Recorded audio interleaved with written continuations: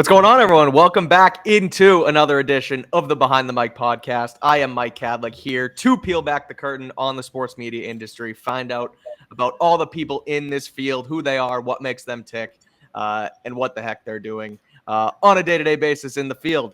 I am back with episode 6, and I am joined by a very special guest, CLNS Media's own Taylor Kyles. Taylor, before we get into it, before we find out what the heck you're doing here in Boston reporting on the Patriots, first and foremost, thank you so much for joining me. I appreciate your time.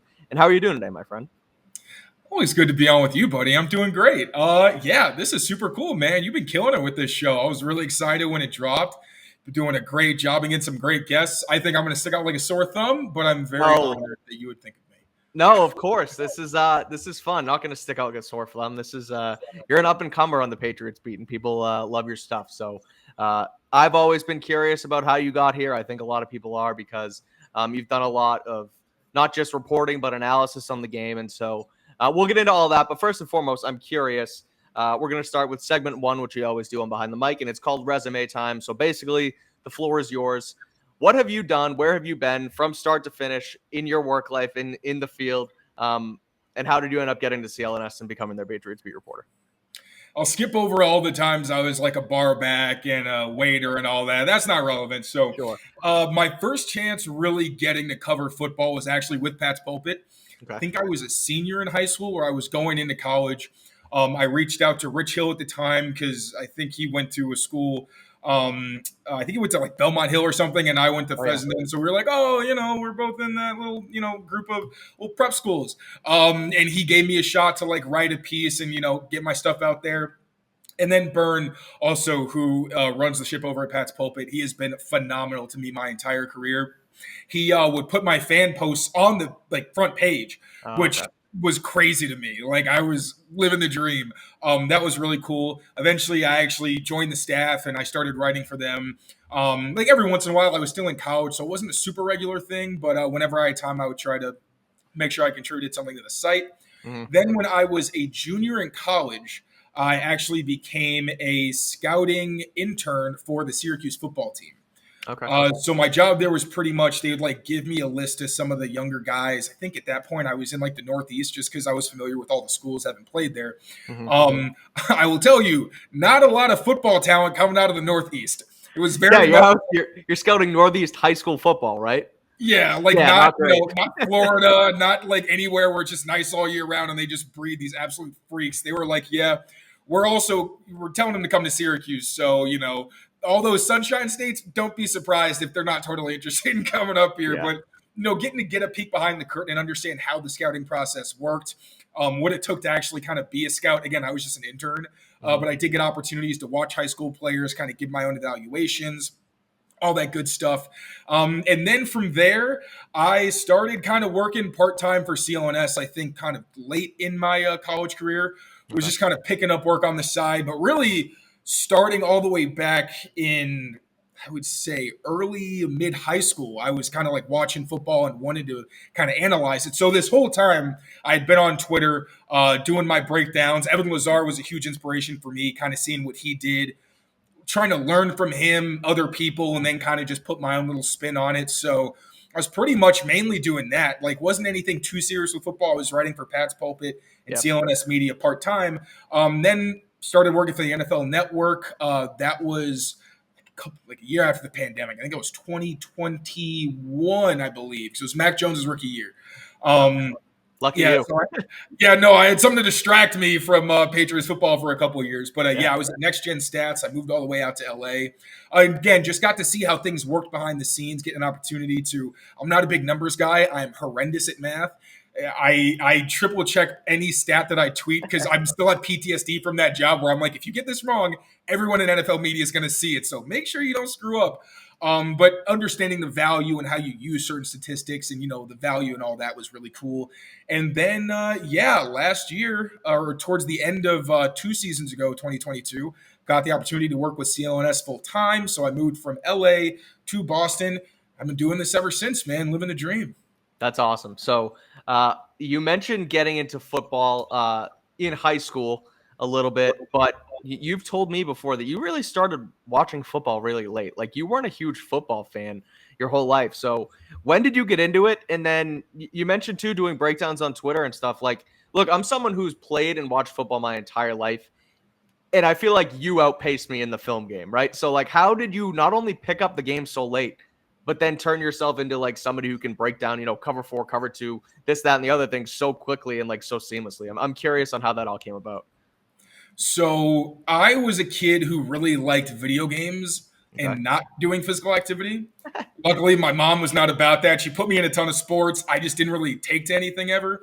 I actually got accepted to boarding school. I went to Fessenden when I was in 7th grade as a boarder. And I was like, you know what? I'm going to reinvent myself. I'm like, what am I, 12 years old at this point? I'm like, I'm going to play football and it's going to toughen me up. I found out from my coach, like when I graduated from Fezzi, he said, you know what you said to me during the first football game? I was like, no, what? He said, I put you in the game and you came out and you said, Coach, they're hitting me too hard. I don't know if this is allowed. So clearly, like in terms of playing, it took a while for me to really get down with the sport. Started watching because I was in New England. Everybody's a diehard everything fan. Because I played football, I was kind of like, all right, let's see what the Pats are doing. For the first couple years, like 2009 to 2010, I didn't know what was going on. I went to a game with a buddy once. I thought Zoltan Mesko was Tom Brady. Like, wow, he's super flexible. Like, I didn't know what was going on. He punts too. He punted. And I was like, oh, that's something a quarterback does, right? Like, no idea. Then I started to really kind of catch on. Honestly, the Super Bowl year 2011 didn't hurt. I was kind of like, all right, this, gets my ADHD going. I'm excited. There are some stakes. Like, let's go. And it was just fun. And I kind of just fell in love with it at that point. And you talk about how I learned about film. Honestly, attribute that back to my ADHD again. Just I found something I was obsessed with. I wanted to know more about the game. Boston media is fantastic, so I had so many outlets to get different opinions on what was going on. Yeah. But I wanted to know not just what other people's opinions were, but I wanted to be able to watch the game and make my own interpretations of, what was going on, what people's intentions were, whether players were doing the right thing or not, because it's so easy to critique players when you don't actually understand the norm of positions or plays or what's going on. So really, it was just watching nonstop, doing a lot of research, reading a lot of like Matt Bowen, Matt Miller kind of guys, Brandon Thorne, people who really do a great job breaking down the game, learning the rules to kind of build that foundation, and really just watching. Like I always say that when people ask, how do you get into film and how do you learn all this stuff? At some point, just repetition. You start to notice certain things that look different or that stand out, and then it kind of just runs through your brain and it just becomes automatic. So yeah, very late start. But obsession is a powerful thing, and that's pretty much what got me to where I am now. And I'm learning how to be a journalist on the fly. Well, it's cool, and it's like you said, you're learning it on the fly right now, kind of, and it's such an atypical path. Like one of the reasons why I wanted to start this podcast was to find out about these journeys, because you get asked so often by people who are trying to break through, like, how did you do it? What do you do? And there's so many different stories, and there's not just a cookie cutter like journalism school and then you do interns here and then you do this and that and the other thing. Everyone has a different way of evolving, and I think yours too. It's fascinating because you went to Syracuse. Syracuse is the journalism school, the sports journalism school. But do I have it right that you weren't even in the sports journalism industry, or you weren't there for sports journalism? So I wanted to get into sports. I thought I wanted to be like more of an anchor. So I went and started out as a broadcast journalism major. Okay. Very quickly realized that was not what I wanted to do, because that's more like setting other people up to talk and stuff like that. And you know me, I love to talk. And I'm also like, I have something to contribute. Like, I understand the game. I don't want to just be asking questions. I want to be able to give my 2 cents and have informed conversations. Also, I had to do an audition where they were like playing highlights and I had to go through it like an anchor. Bro, as soon as I got to basketball and like soccer, I'm just like, I don't know what to say. I don't watch these sports enough. So it was pretty obvious that probably wasn't going to be the path for me. Then I switched my major, I think my sophomore year, to, they don't even have it anymore. I think it was just print and online journalism, because I didn't know what I wanted to do, but I'm like, let me get my writing skills down, at least something foundational. I go in for the class and they're like, just so you know, this is not going to be a major that's here by the time you graduate. So take your time, think about what else you want to do, but make sure this is not really where it's going to end. And at that point, I was like, all right, I'll be a scout. Like, maybe journalism isn't for me. It's good to have these skills, but I'd rather just do football full time. And then I realized scouting wasn't for me because it's so much time away from your family. You're on the road, just a lifestyle that like I need some time management. I'm bad enough on my own, but if my job is basically just to work constantly, I will, and I will go insane. So eventually I became a public relations major, nothing to do with anything I'm doing right now. It was awesome. I learned so many great things, but like very little of that is actually applied to what I'm doing now. But from there, I kind of just kicked into hyperdrive where I was like, all right, I'm literate. Like I can read and write and I have some experience on camera. I did plays growing up, which to be honest, I feel like has made me more comfortable in front of the camera than anything else I've ever done. Like being in front of people and just understanding, like sometimes you just gotta like black everything out and just say your lines. You just have to wing it. You just have to kind of go, right? And you know me, that's my style, man. Like that's why I'm in an English profession. I can't do math because if there's rules, I can't operate in that kind of a capacity. So I kind of lost my train of thought. But yeah, pretty much I loved football and just kind of decided I wanted to stick with this, and whatever opportunity I got while doing that would be awesome. I just did some side jobs on the side until I got an opportunity, and thank God for John Zanis. He gave me the opportunity to do what I'm doing now. Yeah, so it's great. It's like I said, it's atypical, and it's cool to see how one thing can lead to another. And you're at Syracuse, but then you also scout, and you kind of get you've kind of blended that scouting background with the way you portray your thoughts and your analysis to to what you do as a not only a reporter but an analyst. So it's pretty cool. And you were originally, I believe, from Chicago. Then you moved out here, and then you went to LA, and now you're back. So you've been all over the map. I think I told you before, I've never even left the Eastern time zone,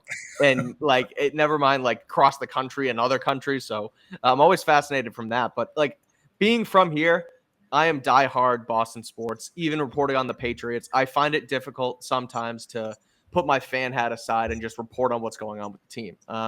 You've been all over the place. Are you a fan of Boston sports? Are you a fan of other sports? Are you strictly a fan of the Patriots because you cover them? Would you I'm curious on how your fandom sort of intertwines with the way you are as a reporter, as an analyst. Yeah, so like I was born in Chicago. I moved to New York when I was 8. But again, I didn't New York really too. I forgot about New York. You've been everywhere. It's honestly it's really rough. I always, when I have to like explain my background to people, I'm like, all right, let me take a really deep breath. Please be patient with me. But yeah, I didn't really like sports growing up. It never really clicked for me. I wasn't good at them, and my brothers were, so I feel like subconsciously I was just like, screw sports. But also just like I couldn't really get into it. Then I got into football, and I can get into, if I root for anybody, it is Boston sports, because when I did even notice sports existed and took any liking, I was here. So if it's the playoffs, like I'll watch the Celtics, I'll watch the Bruins. It's just hard for me to watch any other time. Again, like I always say it, and I feel like people with ADHD are always like, oh, well, it's just my brain. But in all seriousness, it's so hard for me to sit down and watch other sports. But with football, because I know the rules and, the strategy's kind of there, it's like I'm kind of always computing. So it just feels more natural to me. But I'll root for the C's. I'll root for the B's when they're trying to get, some jewelry back in Boston. But other than that, it's also why I know so much football. It's because I don't really spend my time watching a whole lot of other sports. Yeah. All right, I want to go back on something we were talking about before, and you mentioned it a bit, how you are kind of learning this on the fly. And that's what, is so great about CLNS. It's a place where you can come in and, you mentioned John, but even everyone kind of there, it's newer age media where it's a lot of video, a lot of podcasting. They kind of just let you try different things and learn. You've been an analyst. You've been really made your mark on Twitter with, short form tweets and videos and turning those into content. But you're kind of learning to be a reporter on the fly, and that's kind of what it is. What's that transition been like? Has it been easy, difficult, challenging? I'm just curious as you see it from your eyes, what it's been like over the last, you did a full football season and you kicked butt, but what's that been like over the last, what's it, a year, a little over a year now since you've been full time? Pretty much. Yeah. Honestly, it's been tough because like you said, a lot of my writing was more short form, and it was like for Twitter. I wasn't used to and I don't do a ton of writing at CLNS. It is more like video, which is great because although I was panicking, like the first couple months, anytime John would be like, all right, can you do this video? I would have like a mini panic attack. I have to look just at myself or look at a camera and just talk. It felt so unnatural, even when I kind of dabbled in it before, like with the NFL. I did little quick videos with stats, and they would go on the app, which was like awesome. But even still, it wasn't really something I was used to. So a lot of what I was doing was brand spanking new. Now, luckily, I was surrounded by really smart people like you and Brian. Like, we work together every day. So, Yeah. getting to learn from you guys and get a better feel and reading other people, again, we're very lucky to be on a beat that has so many very talented and articulate people who, I can learn from and kind of like take their styles and kind of like what I did with Evan, where it's like, okay, this is how you can do it, Yeah. but how can I do it in my own way? And with writing, I'm still learning. I'm very much a work in progress. Like, it's kind of funny for someone who I always say I don't like to write. I cannot write anything less than like 2,000 words. It's so annoying. Brevity is very much a weakness for me. Yeah. Something I'm working on, but I think part of it is just kind of embracing that challenge and understanding that you're going to be bad at stuff for a while. And always trying to be like, in 5 years, I can look back on this and laugh. Like, I look back right now at some of my CLNS videos from when I really just started. Like, Yeah. I'm in my bedroom using a snack tray, and like my childhood bedroom painting is behind me. And I'm just like, dude, like, get a haircut, my guy. Like, maybe don't wear the same, pullover that you just took a nap in. Like, but it's nice to be able to look back and see where you've grown and how you've gotten better. And that's part of the process, and it's something you can't run away from, because if you do, that's when things get overwhelming, and that's when the job can get kind of scary. But I think the challenge is something that once you embrace it and realize it's just something that's going to make you better as long as you commit to it, that has helped me mentally, even though, again, I feel like I'm constantly learning and growing and adjusting. I mean, you have to try things, and that's where I've noticed over, and I know this is, it's supposed to be about your journey, obviously, but I mean, me too, like going on that over the last 2 years, really, where I've been in the space. It's like, I look back at being asked to be on a podcast, and I would be like, and granted, my face still gets pretty red. That's just nature of the business. Like I heat up when I'm on, but I'm not nervous anymore. I'm not nervous having these conversations. But the first time, I couldn't even think straight. Like, I was just so in my own head, like, what do I look like? What do I sound like? What's this? What's that? How do I get this video to be this long? And how do I transition? Whoa, crap, I stuttered, like stuff like that. And then it's just reps. Like, and it's not even to say, at least in my head, I don't feel like I've gotten, and I probably have, and I'm probably not giving myself enough credit, but like, it's not that I've gotten much better at it. I just get used to it. You get used to people seeing you in the space. You get used to having, an audience and people to talk to, and people want to hear what you say. And so you get more comfortable just having, me and you are just having a conversation right now, pre-recorded. And 2 years ago, I would have been like, oh my God, so many people are going to see this. This is going to be so bad. And then you just do it for so long, and it just comes naturally. So I know that you mentioned that, and you've sort of, you've done that with the videos, and now videos are a piece of cake. I remember going on sports radio. I would prep for like a half hour, 45 minutes before my hit and have all these notes. And now it's just like, so dangerous. That's a dangerous game to be coming into an appearance with just like a stack of notes, and then you're just like, wait, now I have to read them while I'm on. I did that early on. It was such a nightmare for me. Yeah, it's hard, but like, you just you really just have to get used to it, and you just have to do it. And it gets so much easier. And you're being with CLNS. They always want you in front of the camera, and they give you the opportunity to do it. So super cool. All right. Full-time in the space, just over a year, part-time for the last couple of years. It's quite the business. Sometimes you learn the easy way, other times you learn the hard way. But what is your favorite part of working in sports media? Whether it's writing a long form, whether it's writing a blog post, whether it's a podcast, being a host, like what is your favorite part about, working in the media industry? I'm going to give a really basic answer, but like, I get to cover something I love more than anything except my family with my friends, which is insane. Like, sometimes, especially last season, things got rough, and it's a team that we are reporters, but like, we grew up liking this team. So It did feel a certain type of way coming in and going out and being like, this is kind of depressing, man. It's just, you want to be able to get excited about all those things. But at the same time, we're always pinching ourselves like, but let's remember, we are literally covering a sport, a sport that we love. And again, like being in the media workroom where, I'm just hanging out with you and Brian and Kevin and Sophie, and, we're living the dream. It's not really a whole lot to actually complain about beyond the fact that, any job at some point gets mundane in certain ways. And there's the ho hum and all that, but it's really incredible. And I really feel it now in the off season when we don't get as many chances to be together. Yeah. And we finally get to chomp at the bed a couple of days a week where we go and, we all get to talk and kind of shoot the stuff. I don't know if you're allowed to Yeah, use the fine. other It's one a on the show. podcast. We shoot the shit. You can Yeah, say we it. shoot the shit, and it's a great time. But really, yeah, I mean, I get to do my dream job with people that I really admire and respect and like, and I think that's incredible. Yeah. All right. What stinks? And the reason I ask is because, and I preface this a lot when I ask this question on here, because you mentioned it is a dream job, and it's hard to complain about covering a sport and something happens, and I have to write about Christian Gonzalez getting hurt. Like, all right, we're complaining about Monday and stuff here, but what's something that people may not realize kind of stinks about the job, and what sometimes kind of just that you don't really like. This won't be the same for everyone. I deal with imposter syndrome real bad. Okay. And especially on a beat like this where there's so many established people who like I grew up reading and learning from and reaching out to for advice and stuff like that. That's a really big one for me. And I know honestly in this industry, I would like people to know this, it's way more common than you might think. I feel like I'm shocked to hear how many people are like, yeah, no, I've dealt with that or I still deal with that because this guy. Because when you look up to these people, it's kind of tough because you have that natural inclination to kind of compare yourself and to be like, oh, I could be doing this. And I remember there were times last year where I feel like I would just like go hours where I'm just like, this isn't good enough. And I'm just critiquing my work to the point where it's like, this isn't even productive. Like you have to understand that you cannot be someone else. And that's something I always try to remind myself is you need to do your own thing because that's why you're here. People want your opinion. They want your takes.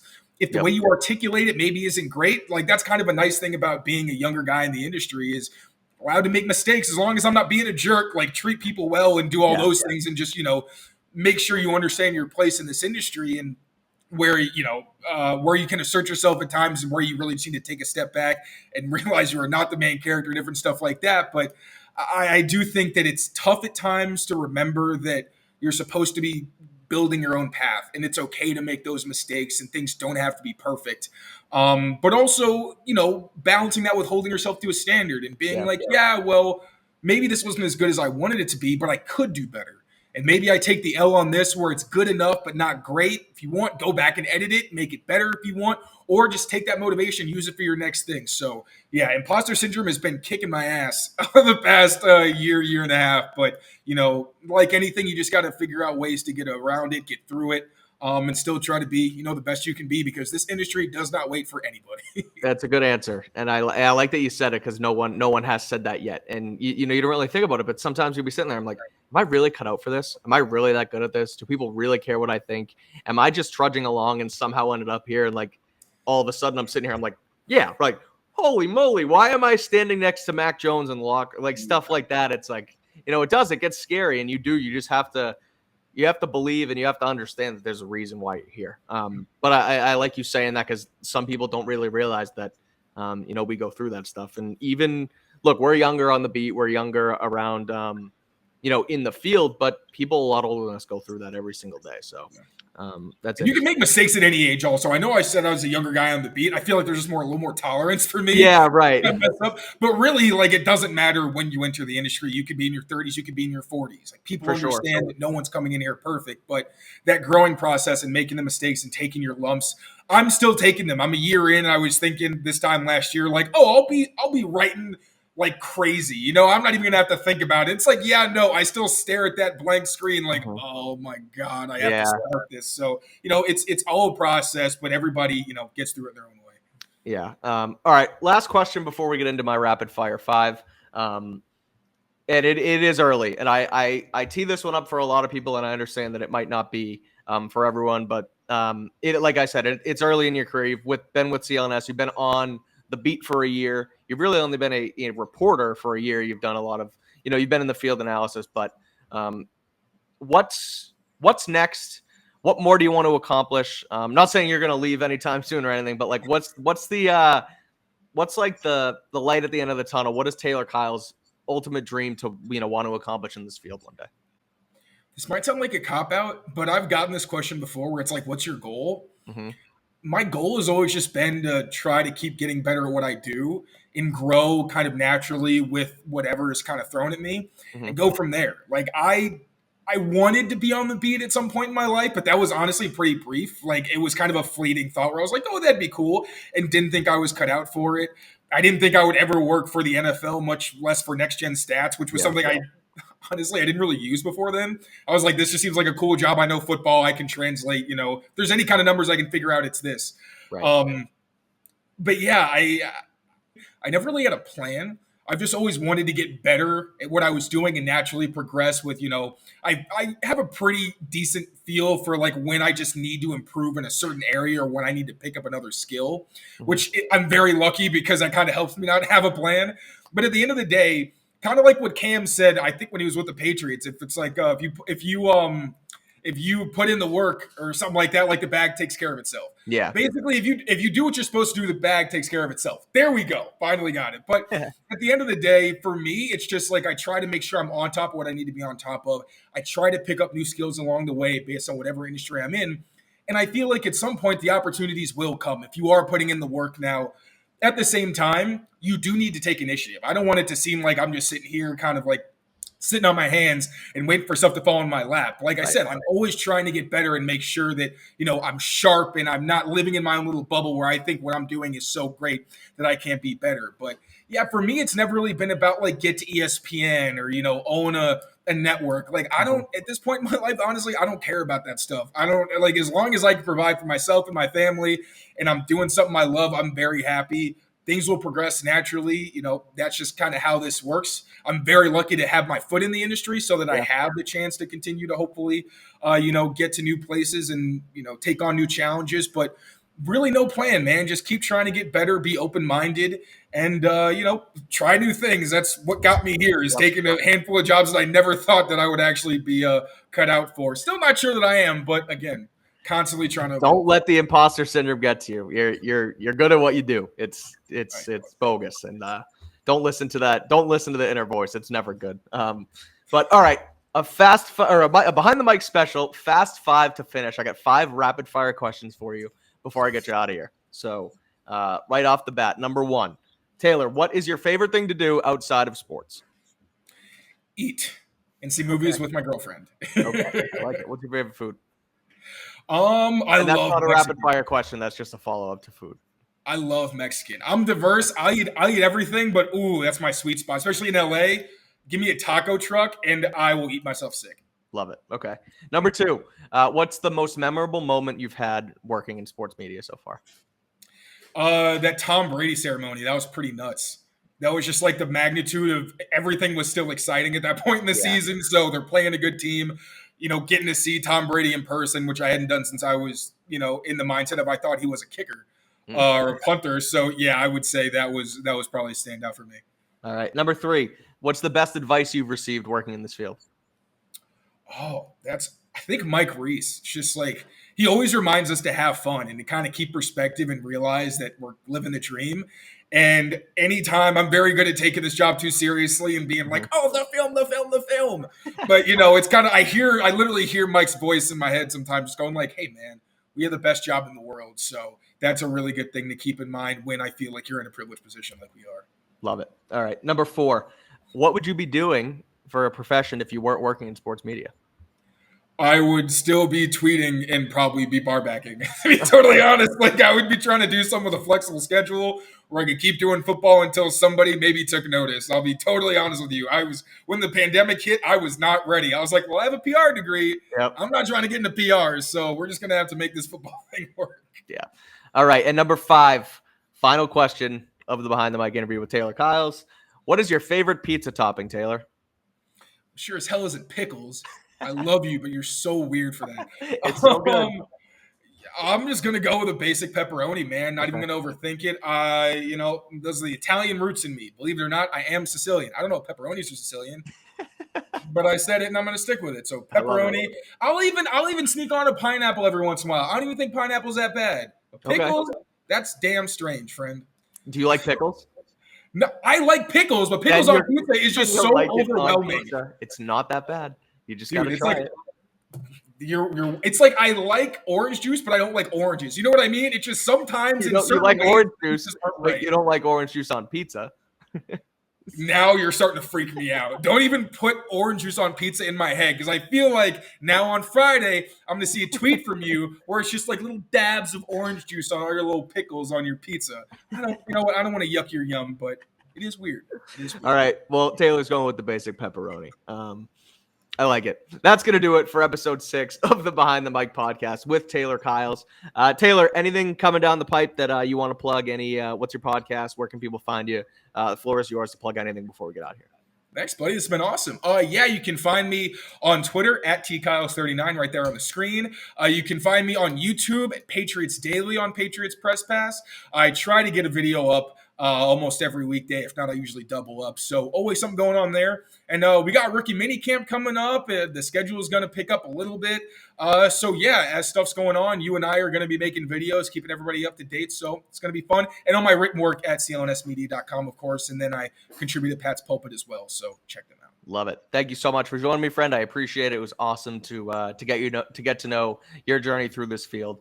And I'm sure other people will love to hear it too. So Taylor plugged his stuff. I'll plug this. Follow Behind the Mic podcast on Twitter and Instagram at Behind Mic Pod, and subscribe on YouTube or wherever you get your podcasts. We'll be back next week for another episode. Until then, thanks for watching, and we will talk to you next time.